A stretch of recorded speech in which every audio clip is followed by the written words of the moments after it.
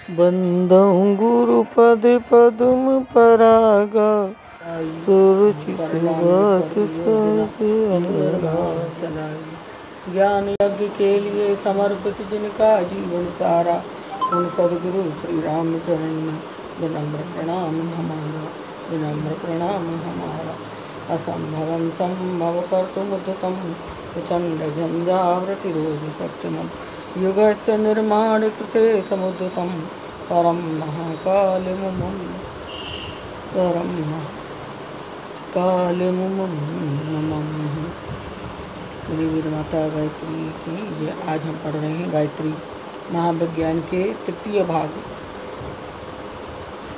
भाग के अन्नमय कोश के पद्धतियों में उपवास का अभी कल हमने पढ़ा था उपवास, और उसका शेष भाग जो रह गया था आज उसको हम पढ़ेंगे, और उसके बाद पढ़ेंगे आसन। इनसे हमारे अन्नमय कोश को, हमारे शरीर को लाभ होते हैं, अन्नमय कोश की शुद्धि होती है। आइए प्रारंभ करते हैं। उत्तरायण दक्षिणायन की गोलार्ध स्थिति। यहाँ ऋतुएं बताई गई थी। कल हमने पढ़ा था कि बसंत तक 6 ऋतुएं जो है होती हैं, इनमें प्रत्येक के गुण भिन्न भिन्न हैं। कौन कौन से गुण हैं ये इसके लिए आज आइए हम जानते हैं। उत्तरायण दक्षिणायन की गोलार्ध स्थिति नंबर 1। नंबर 2 चंद्रमा की घटती बढ़ती कलाएं। नंबर 3 नक्षत्रों का भूमि पर आने वाला प्रभाव। नंबर 4 सूर्य की अंशकिरणों का मार्ग। इन चारों बातों का शरीरगत ऋतु अग्नियों के साथ संबंध होने से क्या परिणाम होता है, इनका ध्यान रखते हुए ऋतुओं ने ऐसे पुण्य पर्व निश्चित किए हैं जिनमें अमुक विधि उपवास किया जाए तो उनका अमुक परिणाम मिलता है। जैसे यहाँ गुरुदेव बता रहे हैं कि जो हमारी 6 ऋतुएं होती हैं उनमें हमारा उत्तरायण दक्षिणायन गोलार्ध की स्थिति बनती है, चंद्रमा की घटती बढ़ती स्थिति होती है, उनकी कलाएँ होती हैं, नक्षत्रों का भूमि पर आने का प्रभाव होता है, और सूर्य की अंशकिरणों का मार्ग होता है। तो इन चारों बातों का हमारे शरीर पर ऋतु अग्नियों के साथ संबंध होने से क्या परिणाम होता है, आइए इनके बारे में जानते हैं। इनका ध्यान रखते हुए ऋतुओं ने ऐसे पुण्य पर्व निश्चित किए हैं जिनमें अमुक विधि में उपवास किया जाए तो उसका अमुक परिणाम हो सकता है। जैसे कार्तिक कृष्ण चौथ, जिसे हम करवा चौथ कहते हैं, उस दिन का उपवास दाम्पत्य प्रेम बढ़ाने वाला होता है। अधिकांश बहनें हमारी जो है कार्तिक में करवा चौथ का व्रत रखती हैं। अगर कहीं पति पत्नी में किसी कारण के माध्यम से अनबन भी होती है, और जब पत्नी व्रत रखती है, निर्जला, जल भी नहीं पीती, तो पति के मन में एक संवेदना जगती है कि देखो हमारे लिए हमारी पत्नी व्रत कर रही है, और व्रत का उस ऋतु का, उस व्रत का जो प्रभाव होता है उससे आपस में समन्वय बनता है। उस दिन का उपवास दाम्पत्य प्रेम बढ़ाने वाला होता है। क्यों होता है? क्योंकि उस दिन की गोलार्ध स्थिति, चंद्र कलाएँ, नक्षत्र प्रभाव एवं सूर्य मार्ग का सम्मिश्रण परिणाम शरीरगत अग्नि के साथ, ऐसे ही नहीं होता है, इसमें बता रहे हैं कि सूर्य मार्ग में सम्मिश्रण परिणाम शरीरगत अग्नि के साथ समन्वित होकर शरीर एवं मन की स्थिति को ऐसा उपयुक्त बना देता है जो दाम्पत्य सुख को सुदृढ़ और चिरस्थायी बनाने में बड़ा सहायक होता है। इसी प्रकार से अन्नव्रत हैं, उपवास हैं, जो अनेक इच्छाओं और आवश्यकताओं को पूरा करने में तथा बहुत से अनिष्टों को टालने में उपयोगी सिद्ध होते हैं। उपवासों के 5 भेद बताए गए। अभी हम उपवास पढ़ रहे थे, अब उपवासों में भी 5 भेद हैं। एक है पाचक, दूसरा है शोधक, तीसरा है सामक, और चौथा है आनक, और 5वां है पावक। पहला पाचक, दूसरा शोधक, तीसरा सामक, चौथा आनक, 5वां पाचक। पाचक उपवास वे हैं जो पेट के अपच, अजीर्ण, कोष्ठबद्धता को पचाते हैं। यानी किसी को अगर अजीर्ण हो जाए, अपच हो जाए, तो उसके लिए कहते हैं भैया एक दिन खाली रख लो, अपने पेट को व्रत कर लो, तो तुम्हारा हाजमा सही हो जाता है। तो उसको कहते हैं पाचक। अब आता है दूसरा नंबर शोधक। शोधक वे हैं जो रोगों को भूखा मार डालने के लिए किए जाते हैं। शोधक मतलब हमारे शरीर का शोधन हो जाए। तो वैद्य कहते हैं भाई ये दवाई खाना है, इसके साथ आपको अन्न नहीं लेना है, आपको तो थोड़ा बहुत लिक्विड ले लेना है, हल्का फुल्का आपको भूखे रहना है। तो इसको ये क्या कहलाते हैं? ये शोधक कहलाते हैं। पावक और शोधक। ये अब इसके बाद तीसरा नंबर आता है सामक। सामक वे हैं जो कुविचारों, मानसिक विकारों, दुष्प्रवृत्तियों एवं विकृति उत्पत्तिकाओं का शमन करते हैं।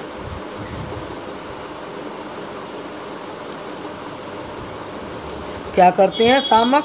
कि जो हमारे अंदर बुरे विचार आ जाएं, हम किसी के लिए गलत सोच लें, मानसिक विकार आ जाएं, दुष्प्रवृत्तियाँ आ जाएं एवं विकृति आ जाएं, तो इन उत्पत्तिकाओं का शमन करने के लिए हम जो है शोधक शामक नाम का उपवास करते हैं। अब है आनक। आनक वे हैं जो किसी विशेष प्रयोजन के लिए दैवी शक्ति को अपनी ओर आकर्षित करने के लिए किए जाते हैं। आनक माने आवाहन।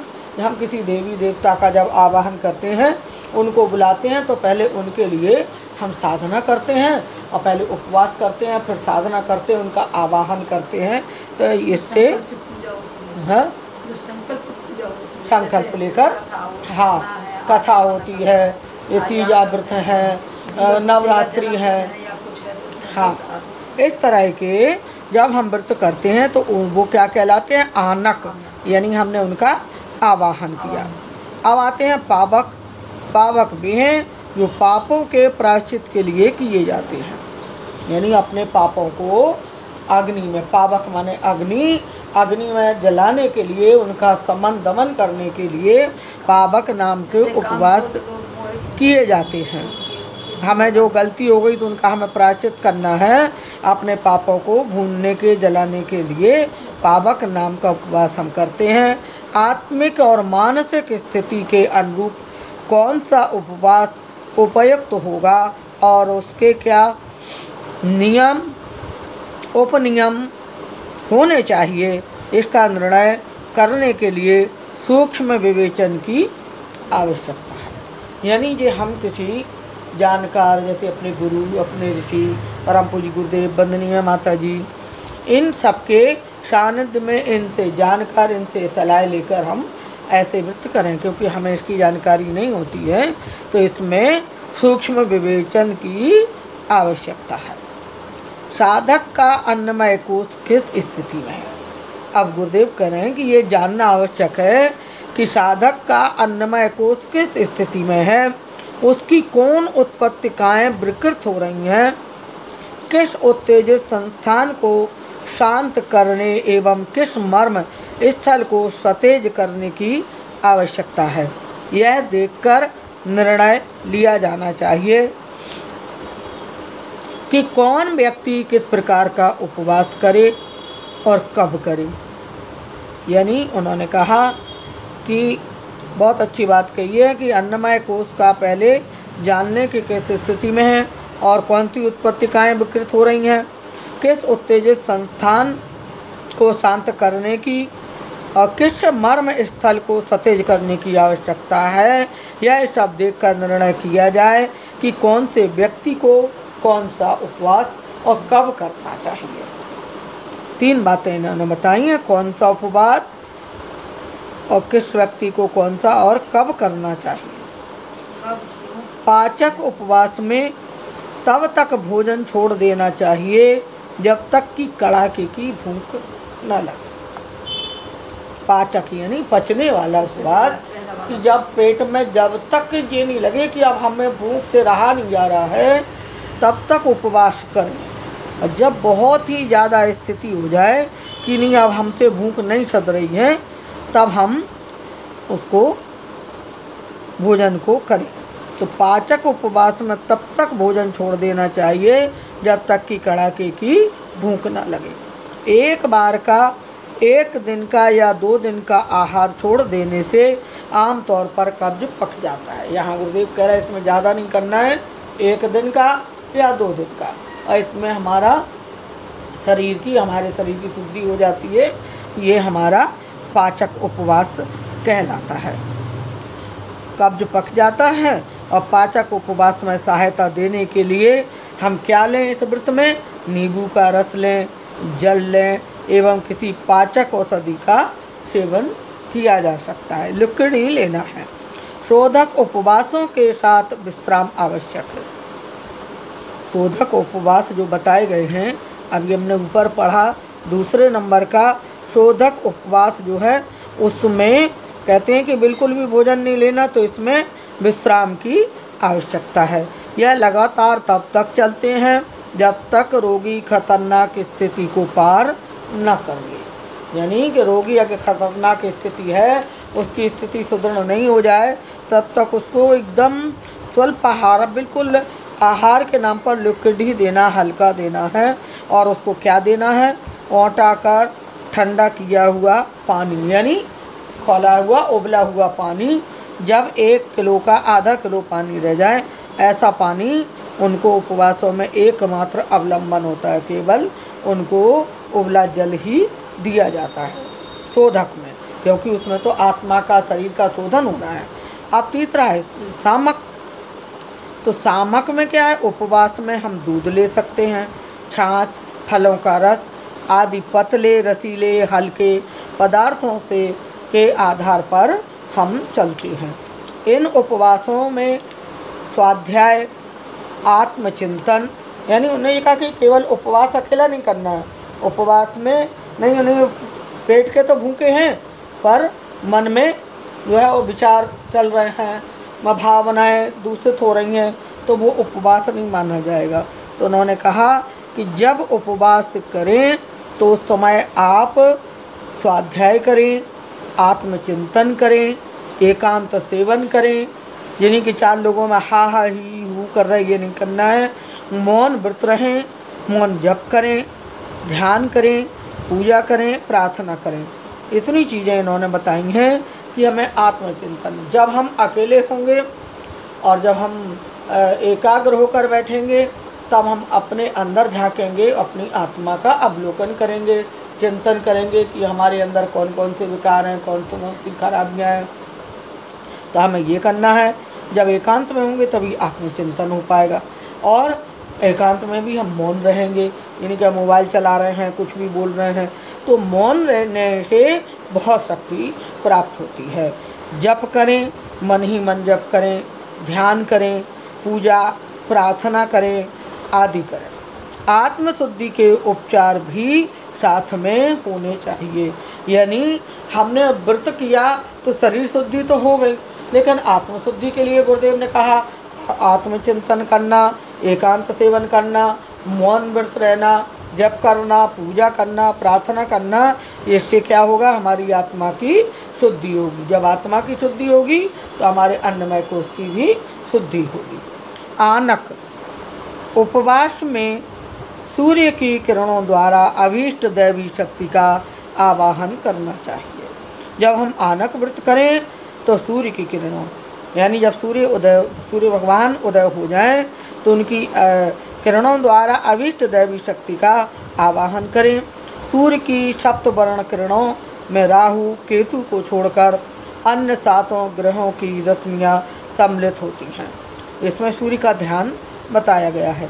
सूर्य में तेजस्विता, उष्णता, पित्त प्रकृति प्रधान है। सूर्य में क्या है? तेजस्विता है, उष्णता है और ये पित्त प्रकृति के प्रधान है।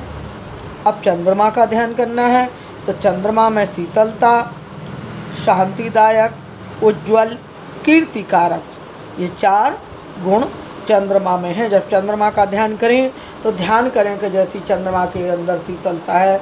हमारी दीदी जब स्वाध्याय में स्वाति दीदी जब ध्यान करवाती हैं और नाड़ी शोधन का शाम को प्राणायाम करती हैं तो वो कहती हैं कि ध्यान करें कि हमारे नाभि के बाईं ओर चंद्रमा की धवल चांदनी स्थापित हो रही है और बाईं नासिका से श्वास लें, चंद्रमा का ध्यान करें, भाव करें कि हमारे अंदर पूरे शरीर में शीतलता समाती चली जा रही है। और जब दाहिनी नासिका से सांस खींचकर नाड़ी शोधन प्राणायाम कराती हैं दीदी, तब कहती हैं कि अपने दाहिनी ओर सूर्य के प्रकाश का ध्यान करें तो सूर्य विद्यमान है और हम जब सांस खींचें तो सूर्य का प्रकाश हमारे अंदर पहुंच रहा है, हमारे रक्त में तेजस्विता ला रहा है।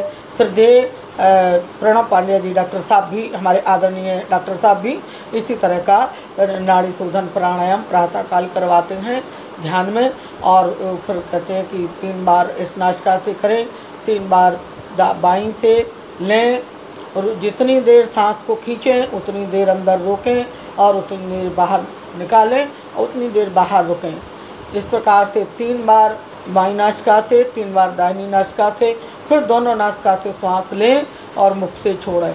इस प्रकार से एक नाड़ी शोधन प्राणायाम होता है। तो 3 प्राणायाम दीदी अधिकांशतः करवाती हैं। तो इसमें हम पढ़ रहे हैं कि चंद्रमा की शीतलता शांतिदायक, उज्ज्वल, कीर्तिकारक है। अब आता मंगल ग्रह। मंगल कठोर, बलवान और संहारक है। बुध ग्रह का ध्यान करें। बुध सौम्य, श्रेष्ठ, कफ प्रधान है। कहते हैं कि जिनकी कुंडली में बुध का तेज ज़्यादा होता है तो वो उनको जुकाम ज़्यादा होता है। कफ प्रधान है और सुंदर, आकर्षण है।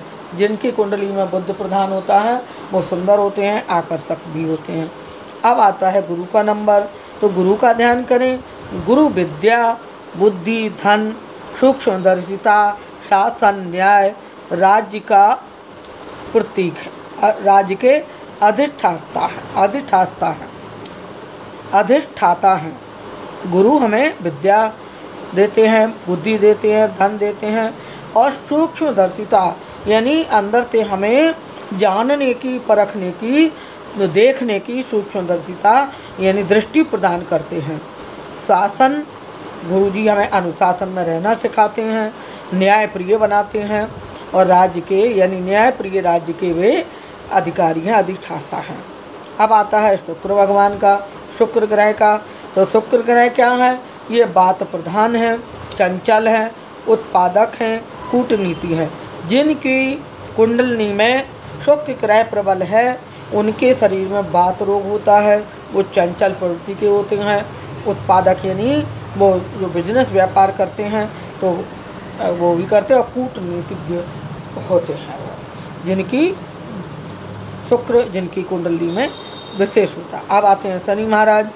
तो शनि भगवान का ध्यान करने से हमारे अंदर स्थिरता, स्थूलता, सुख उपभोग, दृढ़ता, परिपुष्टि के प्रतीक हैं शनि महाराज। जिनके कुंडली में शनि महाराज हैं, जिनका हम ध्यान कर रहे हैं तो स्थिरता आती है, स्थूलता आती है, सुख भोगने की, उपभोग करने की हमारे अंदर क्षमता होती है, हमें उसका लाभ मिलता है, हमारे अंदर दृढ़ता आती है और परिपुष्टता का ये भगवान प्रतीक है।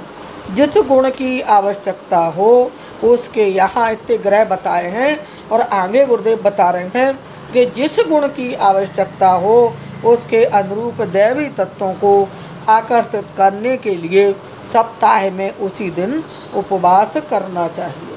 अब इन्होंने हमें 7 बार 7 दिन का उपवास इन्होंने बता दिया। अब हमारे अंदर के कौन सा हमारा ग्रह कमज़ोर पड़ रहा है, कौन सी हमें उत्पत्तिकाएँ हमारी कमज़ोर हो रही हैं, तो उसके लिए हमें किस दिन व्रत करना, इसके लिए हमें ये ध्यान रखना चाहिए। अब यहाँ बता रहे हैं कि इन उपवासों में लघु आहार उन ग्रहों में क्षमता रखने वाला होना चाहिए। कि इन्होंने कहा कि ये जब हम उपवास करें तो इनमें लघु यानी थोड़ा सा आहार लें, ज़्यादा नहीं लें और उस ग्रह के अनुरूप लें। तथा उसी ग्रह के अनुरूप रंग की वस्तुएं, वस्त्र आदि का जहाँ तक संभव हो अधिक प्रयोग करना चाहिए। जब हम लोग छोटे थे, व्रत किया करते थे, तो गुरुवार में बेसन का हलवा या बेसन के लड्डू, बेसन के पराठे बनाए जाते थे। नहीं होता था बेसन तो हल्दी डाल के पीला बनाया जाता था।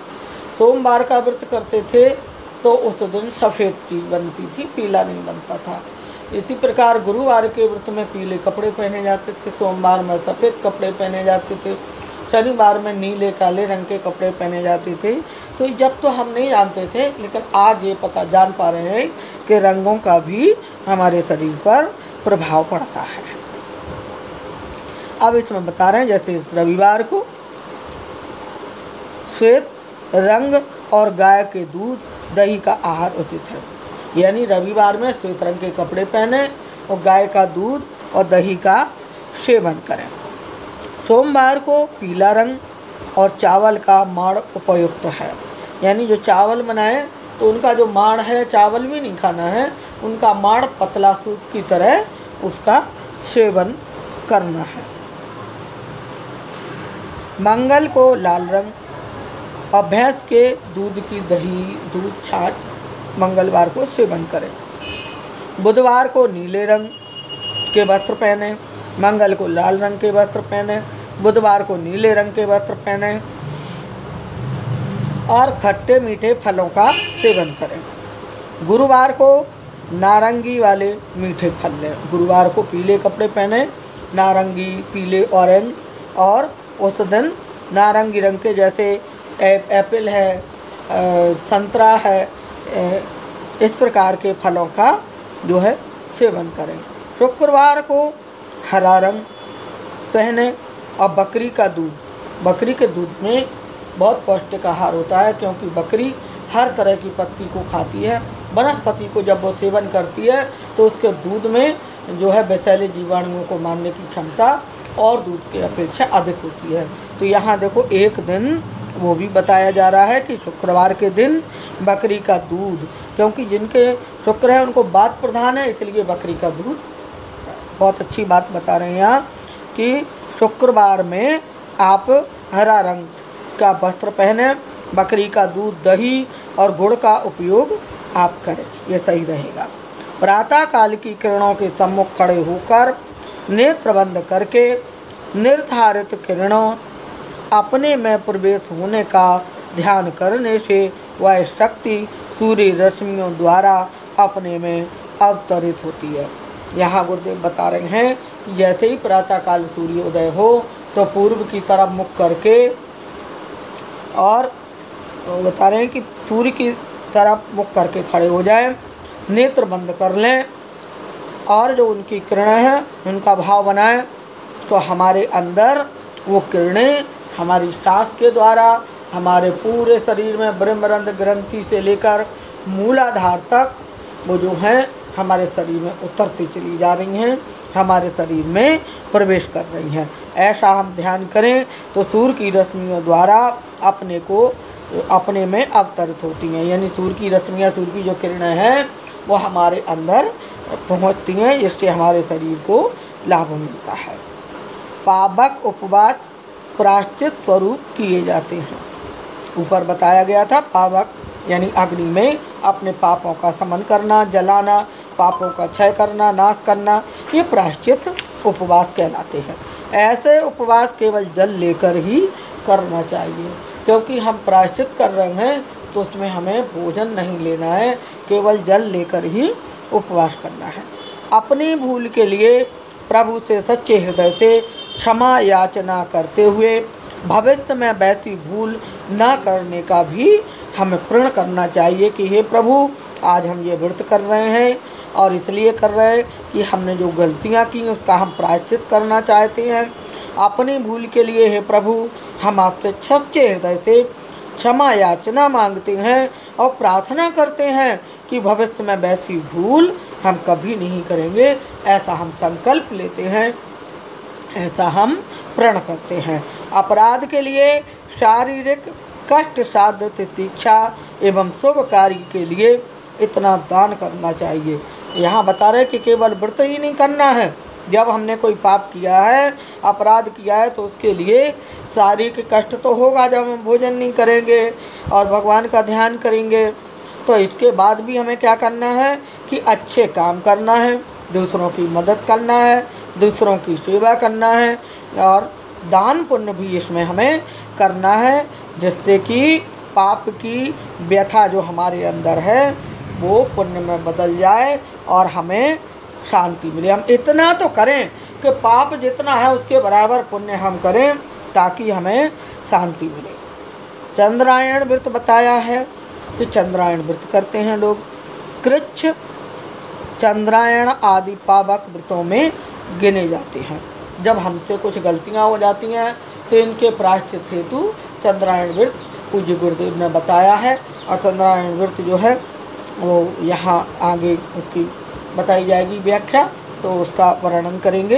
1 महीने का होता है और 1 रोटी से स्टार्ट होता है पूर्णमासी से, और एक एक टुकड़ा निकाल के रख देना है। और इस तरह से अमावस्या के दिन केवल 1 ही टुकड़ा आहार लेते हैं और उसमें जप किया जाता है। कम से कम उसमें 27 माला का जप का अनुष्ठान है। 1 माला का हवन विधि है। मौन व्रत रहना है, भूमि में सोना है, ब्रह्मचर्य से रहना है। बहुत सारी चीज़ें जो हमें जब जितनी याद हैं, आगे बहुत सारी चीज़ें हैं इसमें, आगे विवरण आएगा तो अवश्य चर्चा की जाएगी। प्रत्येक उपवास में यह बातें विशेष रूप से ध्यान रखते हैं। उपवास के दिन जल बार बार पीना चाहिए। यहाँ कहते हैं कि जब हम व्रत करें तो हम खाली पेट हैं और अगर हम जल भी नहीं पिएंगे तो व्यक्ति को चक्कर आ सकते हैं, पसीना आएगा, गर्मी लगेगी। तो यहाँ बता रहे हैं कि जल बार बार पिए, प्यास ना भी लगे तब भी बिना प्यास के भी जल पीना चाहिए। उपवास के दिन अधिक शारीरिक श्रम ना करें, क्योंकि पेट खाली रहता है तो उस दिन अपने घर की ज़रूरत के काम करें। और एक दिन पहले जो खास काम है, भारी काम है, बड़े काम है, कपड़े धोना है या कोई घर की साफ़ सफाई है, इसको एक दिन पहले हम, वैसे भी जब हम व्रत करते हैं तो एक दिन पहले ही घर की साफ़ सफाई कर लेते हैं। तो यहाँ बता रहे हैं कि अधिक शारीरिक श्रम ना करें। तीसरा नंबर है उपवास के दिन यदि निराहार ना रहा जाए, अगर किसी का शरीर कमज़ोर है या बीमारियों से ग्रस्त है, डायबिटीज़ है, किसी को ब्लड प्रेशर है, तो वो निराहार नहीं रहे तो क्या करें?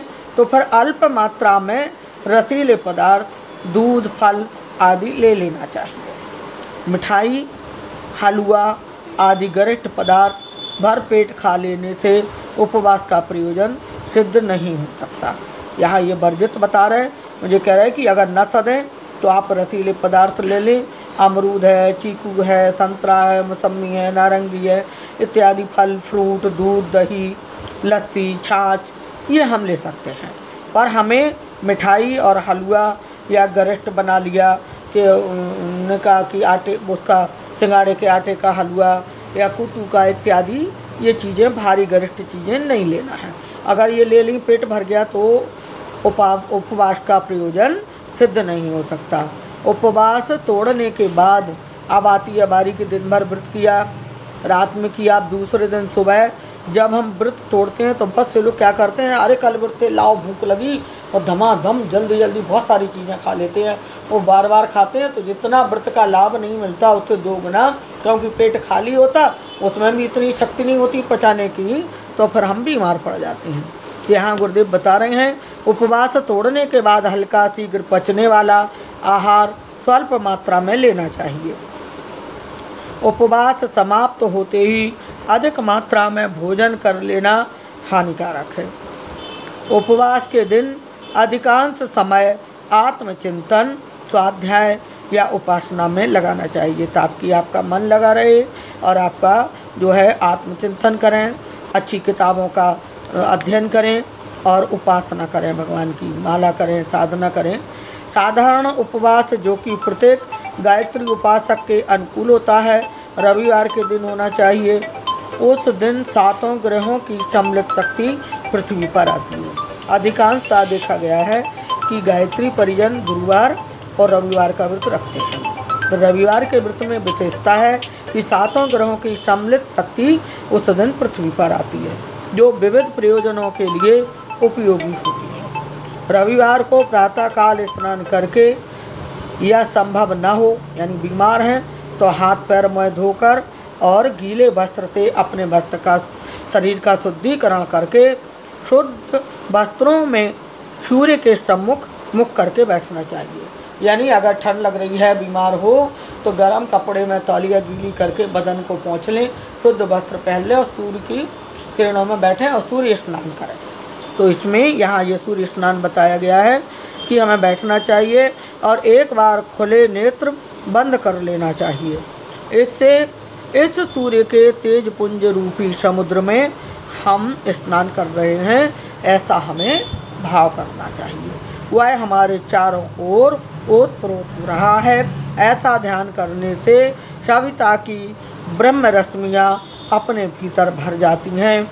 बाहर से चेहरे पर धूप पड़ना और भीतर से ध्यान का आकर्षण द्वारा उसकी सूक्ष्म रश्मियों को खींचना। जब हम श्वास खींचते हैं तो सूर्य की रश्मियाँ हमारे अंदर भर जाती हैं। उत्पत्तिकाओं जब हम सूक्ष्म रश्मियों का खींचना उत्पत्तिकाओं को सुविकसित करने में बड़ा सहायक होता है। यह साधना कम से कम 15 से 20 मिनट तक की जा सकती है और उगते सूरज की करें, क्योंकि गर्मियों में तो इतनी देर बैठा नहीं जा सकता, तो उगते सूर्य की साधना बताइए। उस दिन श्वेत वर्ण की वस्तुओं का अधिक प्रयोग करना चाहिए। अगर हम लाल डार्क कलर के कपड़े या काले कपड़े पहनकर बैठेंगे तो सूर्य का प्रकाश हमारे अंदर जो है जाएगा तो गर्मी उष्मा ज़्यादा पैदा करेगा। इसलिए वो बता रहे हैं कि उस दिन श्वेत वर्ण की वस्तुओं का उपयोग करें और श्वेत वस्त्र भी पहनें और वस्त्र भी अधिक सफ़ेदी हो। दोपहर के 12 बजे के बाद फलाहार कर लें। जो लोग रह सकें वे निराहार रहें और जिन्हें कठिनाई हो वे फल दूध साग 12 बजे के बाद ले सकते हैं। जैसे आपने अथवाद में बनाया, लौकी की सब्ज़ी बना ली, आपने आलू की सब्ज़ी बना ली और लिक्विड बना के और बिना नमक के और बिना हल्दी के, लाल मिर्च ये चीज़ नहीं डलती उसमें, और हम आस्वाद ले सकते हैं। बालक, वृद्ध, गर्भिणी, रोगी या कमज़ोर व्यक्ति चावल, दलिया आदि दोपहर को, उन्होंने कहा जो बालक हैं या जो ज़्यादा बुजुर्ग हैं या जिनके मतलब गर्भिणी हैं, रोगी हैं या कमज़ोर व्यक्ति हैं, वो हल्का भोजन यानी चावल, दलिया आदि दोपहर को ले लें और दूध रात को ले सकते हैं। और क्योंकि उनसे नहीं सदेगा तो नमक एवं शक्कर इन दो चीज़ों में से एक चीज़ का उपयोग वो कर सकते हैं। यानी उन्होंने कहा दो स्वाद उत्पन्न करने वाली वस्तुओं को छोड़कर बिना स्वाद का भोजन भी एक प्रकार का उपवास है। अगर बन जाए तो शक्कर और नमक छोड़ दें तो, और भले ही आप अन्न ले लें या लिक्विड वो अस्वाद वाला ले लें जैसे तांत्रिक कुंज में चलता, तो वो भी एक प्रकार का उपवास होता है। आरंभ में अस्वाद आहार के आंशिक उपवास से भी गायत्री साधक अपनी प्रवृत्ति को बढ़ा सकते हैं। बोलो गायत्री माता की जय। आज हमने उपवास के सभी लक्षणों के बारे में जाना। आज हमने 7 बार के व्रत के बारे में जाना। हमने आज ग्रहों के बारे में जाना। इतनी सारी जानकारियाँ गुरुदेव ने दी कि कब किस ऋतु में हम कौन सा व्रत करें और किस देवता के लिए किस दिन व्रत करें, हमने ये सब जाना। तो आज यहीं विराम देते हैं और कल हम पढ़ेंगे आसन कि हमने व्रत तो किया, अब शरीर को हमें जो मोटा है, पतला है, भारी है, इसके लिए हमें आसन, तो कल हम आसन पढ़ेंगे। आज यहीं विराम देते हैं। आप सबको बहुत बहुत धन्यवाद। दीदी आपको बहुत बहुत धन्यवाद। हमारी दीदी ने हमारी पूरी साथ दिया, साथ में बहुत सहयोग दिया। दीदी ने बीच बीच में हमें संकेत भी देती जा रही थी, तो आपका बहुत बहुत आभार कि आपने अपना समय दान किया। आपने ये पूरी कथा में, इस स्वाध्याय में हमारा सहयोग किया। ये आपको अच्छी लगे तो ग्रहण कीजिएगा। बोलो वेद माता गायत्री की जय। ओम सहना भवतु सहनो भुनस्तु सह वीरं करवावहै तेजस्विनावधीतमस्तु माँ विदिशाद्वहे। ओम शांति शांति शांति। सर्वारिष्टशान्तिर्भवतु। ओम यान्तु देवगणा सर्वे पूजामादाय मां की इष्टकाम समृद्ध्यर्थं पुनरागमनाय च प्रभु पुनरागमनाय च। बोलो वेद माता गायत्री की जय।